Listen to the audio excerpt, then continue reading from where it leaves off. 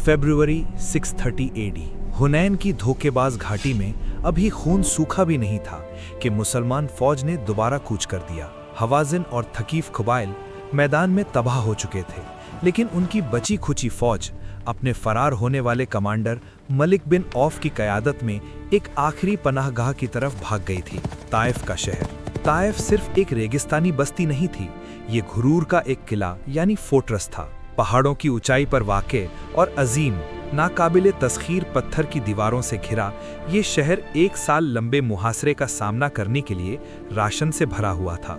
थकीफ माहिर तीरंदाज थे और उनकी फसीलें ऐसे मुहाफिजों से भरी थीं जो करीब आने वाले किसी भी शख्स पर मौत बरसाने के लिए तैयार थे। मुसलमान फौज को पहाड़ों के बीच इस खतरनाक पीछे की क़यादत करने और मुहासरा कायम करने के लिए एक हरावल दस्ते की ज़रूरत थी। जैसा कि इब्तिदाई इस्लामी मुअर्रिख अल-वाक़िदी ने अपनी तफसीली किताब अल-मगाज़ी में दर्ज किया है, इस खतरनाक पेशकदमी की क़यादत के लिए जिस शख्स को चुना गया वो वही था जो चंद दिन पहले ही भालों के कई ज़ख्मों से खून बहने की वजह से मौत के मुंह में जाने वाला था, खालिद बिन वलीद। उनकी तेज़ी से सेहतयाबी किसी मौजज़े से कम नहीं थी, जो उनकी न टूटने वाली कुव्वत इरादा का नतीजा थी। 1000 घुड़सवारों के दस्ते की क़यादत करते हुए अल्लाह की तलवार बिल्कुल भी ऐसे शख्स नहीं लग रहे थे जो अभी-अभी एक जानलेवा हमले से बचकर आए हों। वो अपने शिकार का पीछा करते हुए एक खौफनाक शिकारी की तेज़ रफ्तारी से आगे बढ़ रहे थे। जब मुसलमान फौज पहुंची और ताइफ की कज़ीम दीवारों का घेराव किया तो एक नफ्सियाती यानी साइकोलॉजिकल टकराव शुरू हुआ। थकीफ ने अपने भारी लकड़ी के दरवाजे बंद कर लिए और बाहर निकलकर लड़ने से इनकार कर दिया। वो अपने नाकाबिले तस्खीर पत्थरों के पीछे छुपे रहे और तीरों की ऐसी लगातार जानलेवा बारिश की जिसने मुसलमान कैंप को पीछे हटने पर मजबूर कर दिया। लेकिन खालिद बिन वलीद को छुपने से नफरत थी। वो समझते थे कि मुहासरे की जंग जितनी दुश्मन की दीवारों को तोड़ने के बारे में है, उतनी ही उनके जहन को तोड़ने के बारे में भी है। जैसा कि मशहूर मिलिट्री हिस्टोरियन A.I. अकरम अपनी definitive biography the sword of Allah में तफसील बताते हैं, खालिद ने थकीफ के तहफ़्फ़ुज़ के एहसास को चकनाचूर करने का फैसला किया। तीरों की जानलेवा बारिश को नज़रअंदाज करते हुए खालिद अपने जंगी घोड़े को मुसलमान कैंप की हिफाजत से बाहर निकाल लाए और सीधे ताइफ के अजीम दरवाज़ों की तरफ दौड़ पड़े।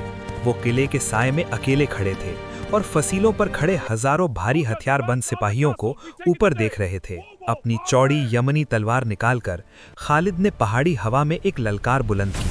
उन्होंने मुतालबा किया कि उनके सबसे अजीम जंगजू, उनके सबसे खतरनाक कमांडर्स नीचे आएं और आमने सामने उनका मुकाबला करें। उन्होंने उन्हें नाम लेकर पुकारा और उनकी बुज़दली का मजाक उड़ाया कि वो पत्थर की दीवारों के पीछे छुपकर खुद को अरब का आका कहलवाते हैं। फसीलें बिल्कुल खामोश हो गईं। थकीफ ने उस अकेले खून में तपे कमांडर को नीचे देखा। एक भी शख्स ने उस ललकार को कबूल नहीं किया। ये नफ्सियाती फतह मुकम्मल थी।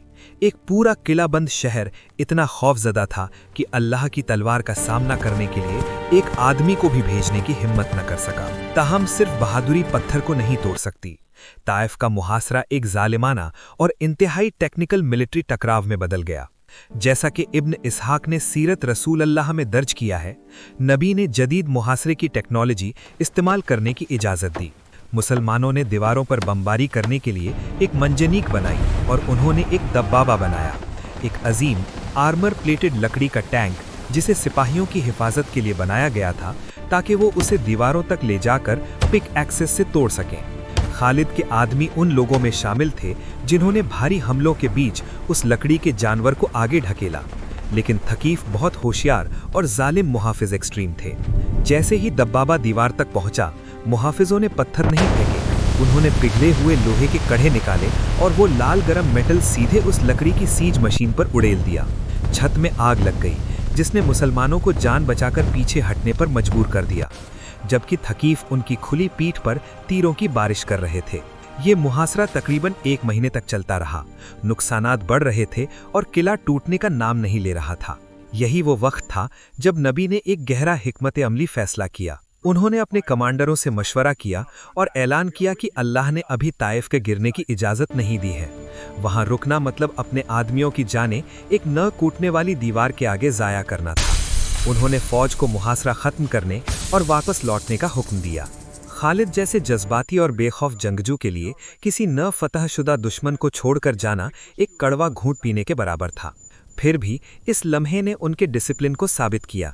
वो कोई अंधे घुरूर में चलने वाले बागी वॉरलॉर्ड नहीं थे, वो एक सिपाही थे जिन्होंने एक आला हुक्म के आगे सर झुका दिया।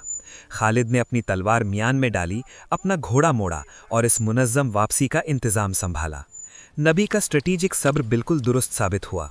खून का एक कतरा मजीद बहाए बिना थकीफ, जो आसपास की मुसलमान फतूहात की वजह से पूरी तरह अलग थलग और माशी तौर पर तबाह हो चुके थे, कुछ महीनों बाद खुद चलकर मदीना आए, अपने किले की चाबियां हवाले की और इस्लाम कबूल कर लिया। खालिद बिन वलीद ने जिस्मानी तौर पर ताइफ की दीवारों को नहीं तोड़ा, लेकिन दरवाज़ों तक उनके बेखौफ धावे ने उनकी खौफनाक दास्तान को हमेशा के लिए पुख्ता कर दिया। उन्होंने साबित कर दिया कि चाहे उन पर किसी अंधेरी गाढ़ी में हमला हो या वो अरब की सबसे ऊंची किले की दीवारों का सामना कर रहे हों, अल्लाह की तलवार आग में कूदने से कभी नहीं हिचकिचाएगी।